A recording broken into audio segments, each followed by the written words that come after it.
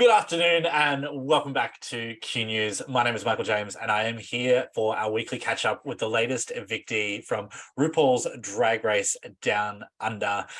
We're at the pointy end of the competition. There are not many queens left and inevitably all the ones we like are going to sashay away at some point and only one person's going to win. And today, unfortunately, we have seen Yuri Guaii sashay away from the program and she joins us today to have a chat. Good afternoon, Yuri. Hi, hello. Oh, No, I'm gone. It's so sad. I know. Look at those tears running down your face. They're real. they're frozen there. Yuri, what a journey. It's been interesting, I think, watching everybody on the show so far this season. And for you, I suppose you were such a beautiful, quiet and gentle and unassuming queen, but also so loud in the costumes that you made and the character that you were. It was this really interesting juxtaposition that we got to see. How did you feel about your journey overall and what you got to show the world of Yuri Guaii and your drag?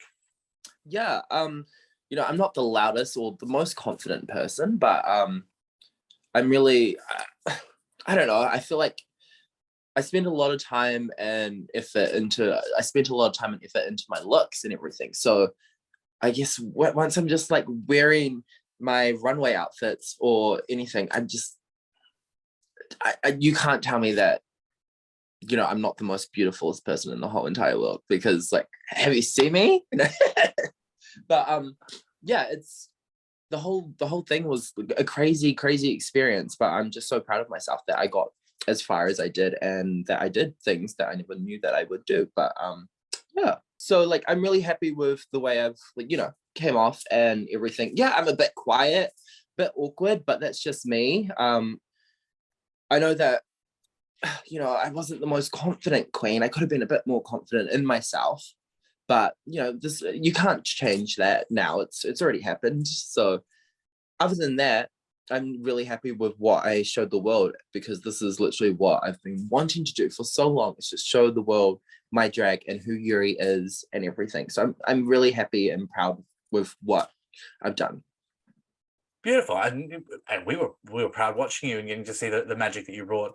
And what you said about not being confident, and I suppose the recurring theme we're getting at the moment is getting in your own head. Season 2 should be Drag Race Down Under. I'm in my own head, because literally every week now it's just everybody is getting in there. What was it that was getting to you the most, do you think, I suppose, was your undoing for this episode? So literally I feel like my time on Drag Race was a series of unfortunate events. For myself, I was my biggest enemy, had no drama with anyone else besides myself. First episode, couldn't walk in the dress. Second episode, cried all the time. Third episode, had to go to A&E because I got a bung eye. Fourth episode was all good. Everything was fine. But this one, went home. So I feel like I just tried my best, even if I didn't know what I was doing. I was like, I'll give it a go, do my best, see what happens. Because I'm not the most confident in I hadn't even said the word choreography. Yeah, choreography. That's the word. I'm not good at that, or like singing. So I was like, let's see how far me just trying to make it up as I go gets me. It got me pretty fast. So you did. You made it past the halfway point. And I think it was Art Simone, I think she really summed it up when I was talking to her once, where she said, like, Drag Race is an interesting thing where you're competing to do all of these things that you'll never have to do as a drag queen in real life. Literally. You've got to, like, you're an amazing drag queen and you do what drag queens do, and you've got to come here and you've got to impersonate somebody, and you've got to sing in a girl group, and you've got to do all of these things that you're not going to do them again outside of Drag Race, and it really does push you outside of your comfort zone. Definitely. It definitely pushed me outside of my comfort zone a lot, and don't worry, I won't be releasing any music anytime soon. I was hoping for a new single to be coming out called Come!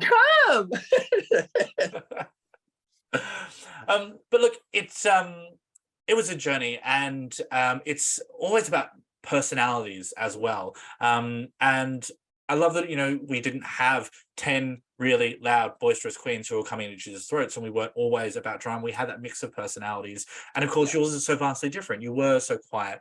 How did you find being around some of the bigger personalities and the drama that was unfolding sometimes? Were you just like sitting there like, just gonna watch this and say nothing? Yeah, so literally walking into the workroom for the first time, I was like, yeah, I got this, everything's gonna be great, you know, hyping myself up. When I walked in, I was like, oh gosh, I felt so out of place. I was like, what am I doing? Like, I don't belong here. Everyone's just so loud and such big personalities, and I'm not. So I was like, oh, okay, cool, great. But like, I feel like once once I was there for a while, after a few episodes, I got more comfortable with everyone. And when I finally got more comfortable with with the cameras and the queens, I was like, okay, cool, I can chill out a bit more and be more myself. And so slowly opening up and everything. But it was really, really hard at first to be in such a an environment with such loud people. But I guess that's just normal, like especially in like the clubs and everything. All drag queens are really loud and everything, but usually I'm not that sober when I'm in drag, so I was like really, really quiet. When you're watching all of this back now and you're seeing all of the fan reactions to what you were doing, did that change your perception of yourself and how you saw yourself on the show? Yeah, literally, I've been getting so much love, like so much. And there's people been messaging me and be like, hey, I'm also really quiet and reserved, and I'm not like the biggest personality. And seeing you on Drag Race has really helped me, and to show that it's okay to be awkward or not be the loudest queen or anything. But so I've been getting so many messages, so many lovely messages like that, you know, apparently I'm inspiring people. I was like, me? Okay. Sometimes that's the best way we can inspire people, is just by being ourselves, and Exactly. somebody that sees you will recognize that and relate to you. So it's a beautiful thing to do. Yeah. Now, speaking of messages, kicking off this episode, we had a little message from Minnie Cooper, who had some things, or some absence of things to say to people, but one of them was to you, and she thanked you, and I think it was Spanky and Kong for being kind to her. So what was your relationship like with Minnie, who many people have wanted to say negative things about her relationships with people, but obviously there was something positive that the two of you shared? Yeah, literally, even though, did we ever say anything on camera? I don't know. But when I walked into the workroom, as I said before, I was freaking out. And the first person, you know, that came up to me was like, are you okay? Like, sort of try to help me and like calm me down was Minnie. Like, so I just stuck with Minnie through the first episode. I was like, I have no idea who anyone else is besides Spanky and Kong, but Minnie was just there, like just reassuring me, like, you know, we're on Drag Race, everything's great, you're fine, just calm down, don't overthink everything. And so from that, like, I love Minnie. Yeah, you know, she's always been there for me during the race and everything. So that's great. And like, we talk so much out of like, since coming off the show. She called me she called me last night and was like, are you ready for your interviews? And I was like, not really. Oh, I love Minnie. It's beautiful to see the positives, because there's so, you know, so much complexity to a relationship on a TV show and what we get to see. So yes, definitely. Nice to get to hear a different side of the story as well. Now, speaking of people and saying things to them and about them, we had the reading challenge. Oh God. How much did you try and prepare? Did you have your little jokes up your sleeve and thought, I'm going to use these, or were you trying to go off the fly and be like, I'm just going to try and be funny?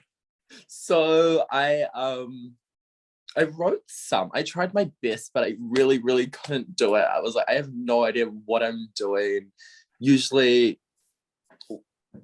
when I read people, it just happens. It's not something I prepare for. But poor, like, Aubrey got sent home early. Sad, rest in peace. She actually left me her reads, and that's so sweet. I know. Yeah, so like, she left them for me, but so I used a lot of them, but I did them so badly. So she was like, she's probably thinking, why did I give Yuri my reads? Like the worst person to give them to. Not only did you steal them, you did them badly. How very dare Yeah, you. exactly. Oh, well, you got past the reading challenge, and we had to get on to the main challenge. And I mean, it was clear from the outset, as you said, like you're in your head. Like this is like you got to sing and you got to dance. How hard was it to just push yourself through that and be like, I got to get to the end here? Yeah, literally. I think when we got put into groups, I really, really, really wanted to be with Queen Kong, but no, she was like, I'm going with Hannah and Spanky, and I was like, okay, never mind. And I sort of knew then, I was like, I feel like I'm gonna go home now. Just because I don't know. But going into it, it was really, as always, going into every challenge for me, it's just so much happening. And I was like, I don't know what I'm doing. I don't know, but I'm gonna try my best. And it was what it was. I drank way too many energy drinks that I was like, I couldn't focus on learning the learning the choreo, but I tried. You got yourself through there. But I mean, it was an interesting group because Beverly, and what we saw in the episode was that she was such a strong personality and like, I'm going to get us through here. We're going to do this choreo. And we were kind of getting this, conflict narrative that was coming between the three of you. Was it as strong as what we were seeing there? Was it, a clash, or were you all just trying to do your best? I don't think it was a clash. I think we were just all trying to do our best, and I feel sort of bad for Beverly, but that she got put with like me and Molly because we are not the stronger performers, and so Beverly was sort of teaching us all this choreo, and then me and Molly are like, I don't know how to do that. Can you dumb it down? I don't know. We didn't know how to do the things that she wanted to do, but she worked around us, and she was honestly like, if we didn't have Beverly, oh my gosh, imagine what it would have been like. Heel and toe, heel and toe, heel and toe, and around we go. Oh, but she was good value, and I suppose it must have been hard for Beverly as well, because Beverly was like back against the wall. I'm gonna make this work. Literally, she was like, I am not lip syncing a third time in a row. She's like, this is what I'm good at, so I'm gonna show the judges. And like, honestly, she did so good. I'm like good for you, Bev. And someone was in the workroom, I think it was Bev, I'm not sure, was floating the idea perhaps we're all going to stay this week, because there was a lot of positive comments there. And from a viewpoint, I was looking and I was going, literally, the only person who's really getting anything negative is Yuri, and they were still being really nice to you from what I saw. Did you have half a hope that no one was going to lip sync? Oh, no, definitely. Like, once Bev was like, we're all doing great, everything's great, I was honestly in my hands like, shut up, Bev. It's me and Molly in the bottom. We're lip syncing. I'm lip syncing. Like, I don't know. I was like, no, I'm not even gonna like think or for a second that, no one's lip syncing, because then once it happens, I'm like, oh wow, like Minnie Cooper says. Oh, well, you found yourself in the bottom, and unfortunately, Molly got to stay and you got sent home. Yes. Was there anything? My outfit didn't save me this time. Was there anything you would have done differently, you think, if you had the time to go back and do it again? Not really. I would just be more confident in myself and not be so in my head, and just like own my shit and just be like, yeah, I am Yuri Guaii. I am like great at what I do. So I'd go in more with confidence than I did this time around. But other than that, like, I'm so proud of everything that I did. I did so much that I didn't think I would have done, but I'm just proud of myself, and yeah. You did a great job. And the one thing I do like to go back on what we could have changed was Snatch Game. And I can't remember, like, you did a great Snatch Game. I actually quite liked it. It's hard to step into the shoes of Dor Delano, but you did a very solid effort. I can't remember, did we get shown who was your second Snatch Game choice? My second Snatch Game choice was Ozzy Osbourne. Wow, that would have been interesting. also drunk, mumbles a lot. So it's pretty much just like me. It's like my Courtney, but a man. And more mumbling. Do you It's think like you would it's pull quite, off a better performance with him? I have no idea. I didn't even expect to be in the top for Snatch Game. That was the one challenge I was not looking forward to. Look, for all your self-doubt, your track record was good. You had highs, you had wins. You know, it was literally only your last episode that was your undoing, despite how much you're in your own head. So I think you should have really, really, really pleased with what you managed to pull off in your time. Oh yes, definitely. I am 100% proud of myself. Like nothing I would change. Yeah. Now, no singles, no dancing, nothing of the sort for yes, that coming out for you. maybe I would get dancing lessons. That's something I would change. Okay. But coming up next for you, we're not doing any singles, we're not doing any dance shows. What have you got in the works? What are we going to see from Yuri Guaii in the future? Literally, I have no idea. I'm just making it up as I go. I'm just gonna go out, have like a great time, sort of like just make people happy, as like show my drag, just try and make, as I just said, make people as happy as my drag makes me. That's like all I can think about like right now is just I don't know. I have no idea what I'm doing. I know people have plans and everything, but I don't have plans. I have no idea what I'm doing. Just making it up as I go. Don't need plans. DMs are open, phones on, call Yuri Guaii and book a bitch. Exactly. Book me. Help me. I'm poor. Well, Yuri Guaii, it has been an absolute pleasure chatting with you today. Thank you so much for joining me.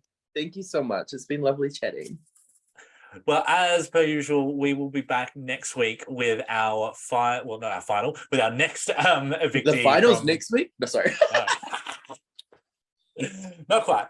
Next week, we'll be back with our next evictee from RuPaul's Drag Race Down Under. As always, I'm Michael James for Q News. Be sure to subscribe to our channels down the bottom, click the buttons and all the rest so you can see more of our fantastic interviews, and follow our Facebook page and all of our socials. You know the drill. I will see you next week. I am Michael James for Q News. Have a great day. Bye.